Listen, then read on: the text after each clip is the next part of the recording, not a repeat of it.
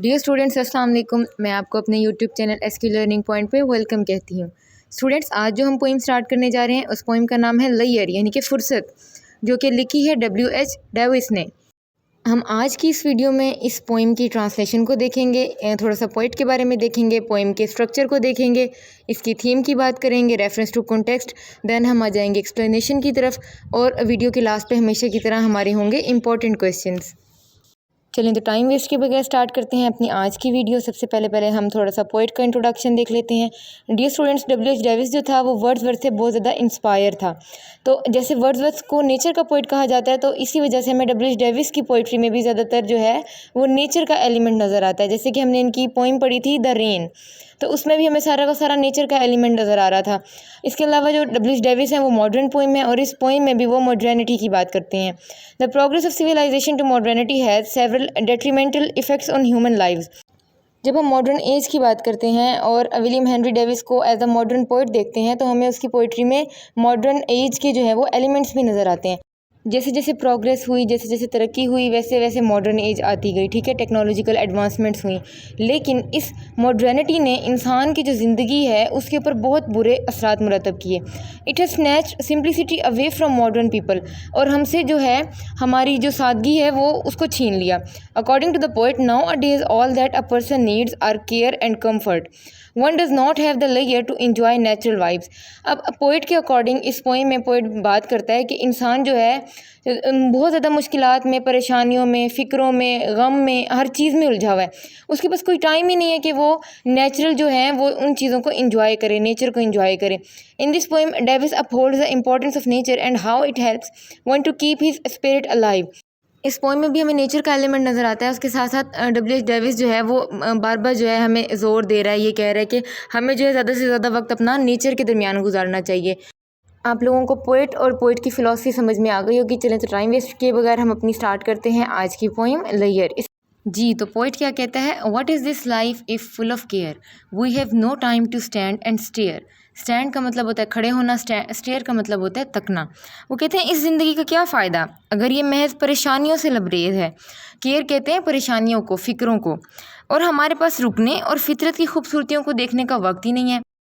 No time to stand beneath the boughs and stare as long as sheep or cows. वो कहते हैं no time to stand beneath the boughs. Boughs कहते हैं दरख्तों की डालियों को, हमारे पास दरख्तों की डालियों के नीचे खड़े होने का वक्त नहीं है। एंड स्टेयर, स्टेयर अगेन वही तकने को कहते हैं। As long as sheep or cause, ये इतना भी वक्त नहीं है जितनी देर भेड़ और बकरियां जो हैं वो सब्ज़े को तकती हैं। नेक्स्ट आ जाते हैं, no time to see when woods we pass. हमारे पास इतना भी वक्त नहीं है कि जंगलों से जब हम गुजरते हैं, where squirrels hide their nuts in the grass, कि कहाँ पर स्क्वेरियल्स कहते हैं गुलहरियों को, गुलहरियाँ कहाँ पर अपने नट्स छुपाती हैं घास में।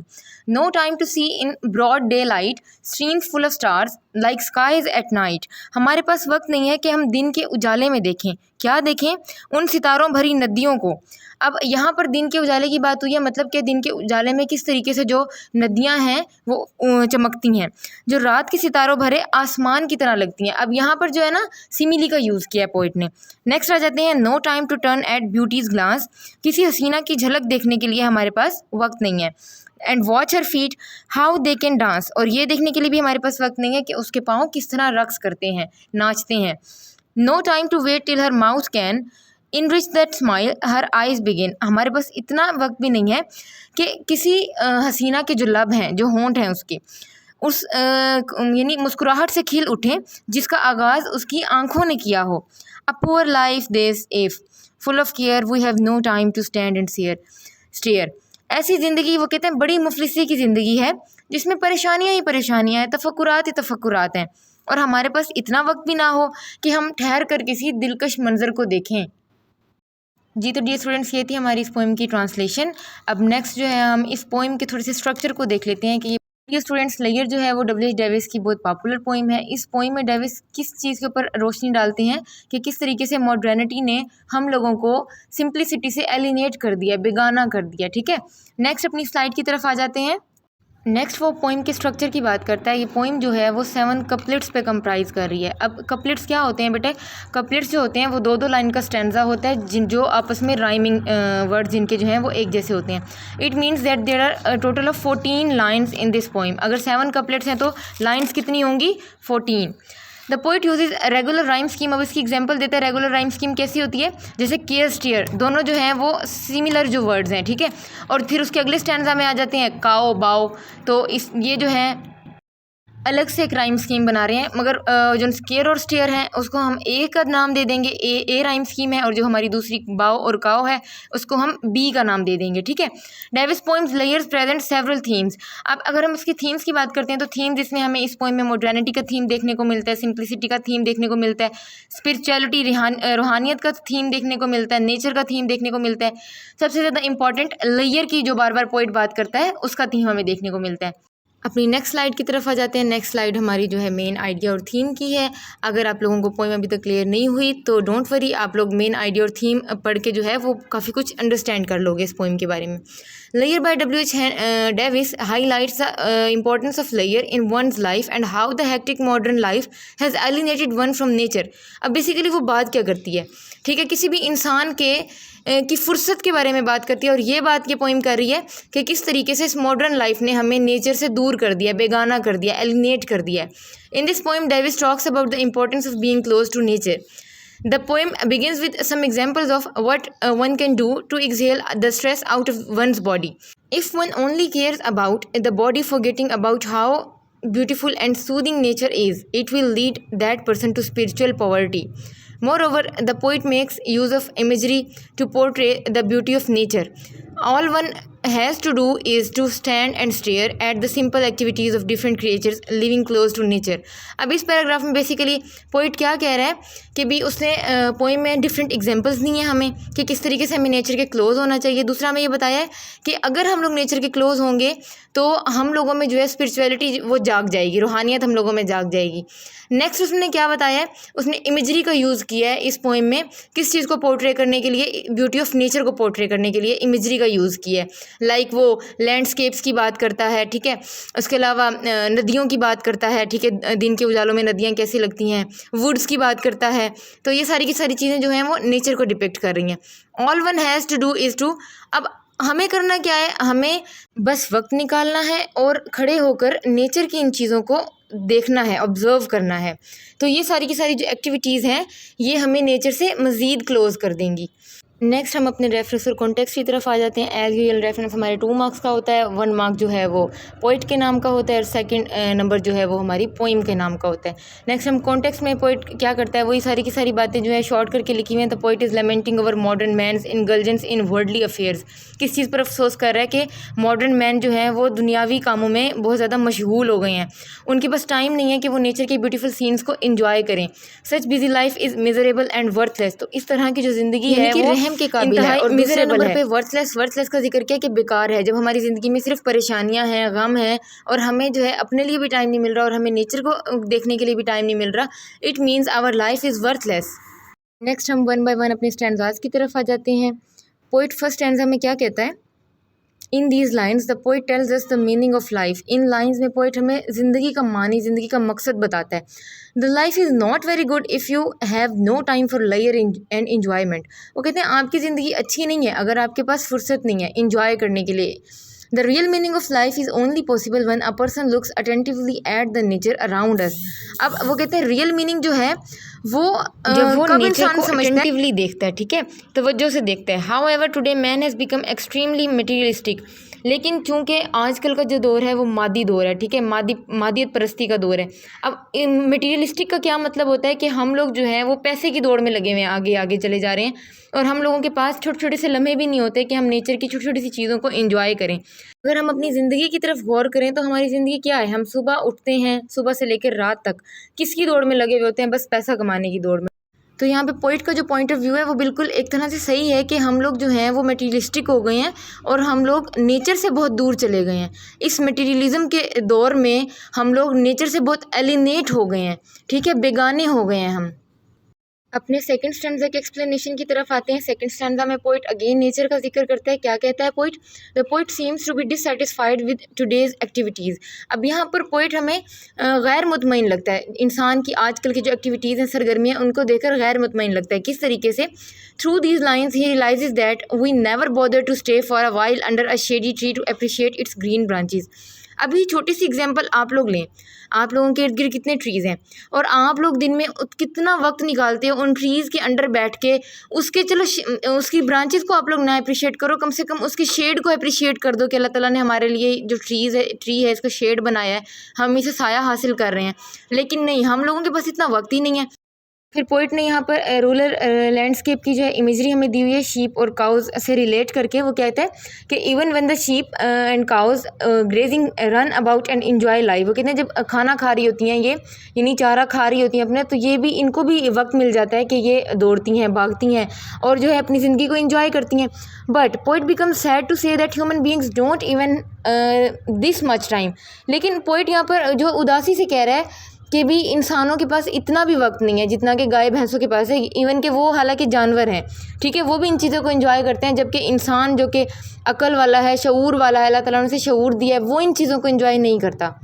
नेक्स्ट हम स्टैंजा नंबर 3 की तरफ आ जाते हैं। स्टैंजा नंबर 3 में भी पोएट ने जो है ना बड़ी खूबसूरती से नेचर को डिपिक्ट किया है। इन लाइन्स में वो क्या कह रहा है? In the broad daylight the crystal clear water of streams shine in the sun. ठीक है, अगर हम दिन में देखें तो दिन में जो नदियों का जो पानी है वो सूरज की जो चमकती हुई रोशनी है उसमें और भी ज़्यादा प्यारा लगता है, क्रिस्टल क्लियर लगता है। It begin to glow with sunshine. और ये किस तरीके से चमकने लगता है? जब इस पर सनशाइन पड़ती है तो ये चमकने लगता है। Thereafter the poet refers to the streams that gleam in the day night like in stars in the skies at night. Again फिर जो है ना पोइट किस चीज़ की तरफ रेफ़र करता है सिमिली का यूज़ करके कि दिन के उजाले में जो चमकती हुई नदियां हैं वो ऐसे लगती हैं जैसे रात को आसमान पे तारे चमक रहे होते हैं। अगेन वही नेचर की डिपिक्शन हमें दिखाई गई है। This section reflects how people have detach themselves from nature. ये हमें ये पोइम का ये वाला जो सेक्शन है, ये स्टैंजा है, हमें ये भी बताता है कि किस तरह लोगों ने अपने आप को डिटैच कर लिया, दूर कर लिया नेचर से। नेक्स्ट आ जाते हैं। If one just takes a leisurely walk in the woods or stares at the streams in daylight, he or she can see those things. वो कहते हैं अगर कोई यानी कि जंगल में चला जाए और इस तरह का कोई एक्सपीरियंस करे तो उसको पता चलेगा कि नेचर कितनी ज़्यादा खूबसूरत है। नेक्स्ट मैं आपको जो है ना एक एग्जांपल है वो बताती हूँ इसी से रिलेटेड। हेलन केलर जो थी वो एक अमेरिकन ब्लाइंड राइटर थी, ठीक है, ब्लाइंड मतलब वो अंधी थी, और वो ये ख्वाहिश करती थी कि उनको अल्लाह ताला जो है ना सिर्फ 3 दिन के लिए बसारत दे दे, उनको सीइंग पावर दे दे 3 दिन के लिए। तो वो अपने दोस्तों से पूछती थी आप लोग जो है ना 1 घंटा जंगल से घूम फिर के आए हो, आप लोगों ने क्या देखा? तो उसके दोस्त कहते थे नथिंग पर्टिकुलर, कि हमें तो कुछ खास नहीं नज़र आया वहाँ पे। तो वो उनको कहती थी कि आप लोग ऐसे कैसे कह सकते हो कि जंगल में आप लोग गए हो, आप लोगों ने इतना वक्त गुजारा है और आपको वहाँ कुछ खास नज़र नहीं आया। तो बिल्कुल इसी तरह पोइट भी हमें क्रिटिसाइज़ कर रहा है, तनकीद कर रहा है कि हम लोग इतने प्यारे मंजर पर किस तरह से अपनी लापरवाही बरत सकते हैं। ठीक है, अब अपने 4th स्टैंजा की एक्सप्लेनेशन की तरफ आ जाते हैं। पोइट क्या कहता है? Man has not time enough to turn and have a glimpse of beauty. कि आदमी के पास इतना भी वक्त नहीं है कि वह मुड़कर खूबसूरती की झलक देखे। He does not bother to watch the dancing feet of the beautiful girl. वो किसी खूबसूरत लड़की के रक्स करते हुए पाँव को देखने की जहमत भी नहीं करता। नेक्स्ट आ जाता है। ही does not look at the movement of a beauties dancing feet. और ना ही वो उसकी जो मतलब खूबसूरत रकासा है या खूबसूरत लड़की है उसके पाँव जो रक्स कर रहे हैं उन पाँव की मूवमेंट्स की तरफ, उनकी हरकत की तरफ भी नहीं देखता। नेक्स्ट आ जाते हैं। The poet's intention is that it is useless life if it does not allow us to enjoy the good looks of a beautiful girl. अब यहाँ पर पोइट क्या कहना चाह रहा है? वो इरादतन क्या बात कहना चाह रहा है कि हमारी जो ज़िंदगी है वो बिल्कुल यूज़लेस है, कि हम अगर इंजॉय ना करें, किसी खूबसूरत लड़की को डांस करते हुए ना देखें या उसकी प्यारे प्यारे से जो फीट हैं उनकी मूवमेंट्स को ना देखें, उनकी प्यारी प्यारी सी मूवमेंट्स को ना देखें, तो हमारी ज़िंदगी बेकार है। अपने 5th स्टैंजा की तरफ आ जाते हैं। लास्ट वाला जो स्टैंजा गुजर के गया है उसमें पोइट ने जो है लड़की के ब्यूटीफुल फीट की बात की थी, इसमें वो उसी लड़की की स्माइल की बात करेगा। These lines are about the smile of dancing girl. The poet says that her smile begins from her eyes and fall on her lips. कि उसकी जो मुस्कुराहट है वो आंखों से शुरू होकर होंठों पे आ बिखरती है, ठीक है। A busy man of today eventually discovered the smile at an eye, he has no time to wait for the smiling eye to convey it smile to the lips. अब यहाँ पर अगेन पोइट वही वाली बात कर रहा है कि इंसान को जो है ना आजकल इनर फीलिंग्स की कोई भी वैल्यू नहीं रही, इंपॉर्टेंस नहीं रही। हम लोग नहीं देखते कि हमारी इनर फीलिंग्स क्या हैं, ठीक है। हम अपने प्यारों की इनर फीलिंग्स को नहीं समझ पाते, सिर्फ और सिर्फ किस वजह से कि हमारे पास टाइम नहीं है, हमारे पास फुर्सत नहीं है। अब पोइट यहाँ पर लड़की की स्माइल को जो है ना वो डिपिक्ट कर रहा है कि लड़की की स्माइल से हमें क्या बताना चाह रहा है बेसिकली कि जब इंसान खुश होता है तो उसकी आंखें भी चमकती हैं और उसकी आंखों की वही चमक जो है वो उसके लबों पे आ जाती है। इन शॉर्ट पोइट हमें यही बताना चाह रहा है, लेकिन हमारे पास इतना वक्त नहीं है कि हम किसी की आंखों को पढ़ सकें या किसी के होंठों पर जो है वो मुस्कुराहट को देख सकें। Here the poet touches on an exciting idea. When one is about to smile, her eyes reflect the sense of happiness first. ठीक है, जब इंसान खुश होता है तो सबसे पहले जो है इसकी आंखें वो रिफ्लेक्ट करती हैं, चमकती हैं, ठीक है। उसकी आंखों में खुशी की चमक आ जाती है। नेक्स्ट हम इस पोइम के 6 और लास्ट स्टैंजा की तरफ आ जाते हैं। पोइम ने अगेन जो है वो लेमेंटेशन का इजहार किया है, अफसोस का इजहार किया है, उदासी का इजहार किया है। वो क्या कहता है? The poet says that a modern man is leading a good life. वो कहते हैं हम अच्छी ज़िंदगी तो गुजार रहे हैं, लेकिन हम क्या चीज़ को एंजॉय नहीं कर पा रहे, ब्यूटी को एंजॉय नहीं कर पा रहे जो हमारे इर्द गिर्द फैली हुई है। तो ऐसी ज़िंदगी को गुजारने का क्या फ़ायदा है? His life is full of cares and fears. He remains busy in his worldly affairs and is not spread some moments to spend in the company of dynamic nature. वो कहते हैं हम अपनी जो ज़िंदगियों के तफक्कुरात में, परेशानियों में, ख़तरात में इतने ज़्यादा घिरे हुए हैं कि हमें मुतहरिक जो नेचर है, डायनामिक नेचर है, उसके अंदर गुजारने के लिए हमें वक्त ही नहीं मिलता, उसकी कंपनी में गुजारने के लिए। He has no time to see the glory of the universe.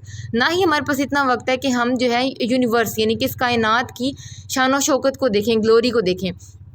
जबकि अगर हम इस पोइम से हट के भी देखें तो अल्लाह ताला ने हमें बार बार जो है नेचर पे, कुदरत पे गौर करने की तलकीन की है, ठीक है। बार बार कहा है कि मैंने जो चीज़ें बनाई हैं तुम उसके ऊपर गौर करो, उसका मुशाहिदा करो।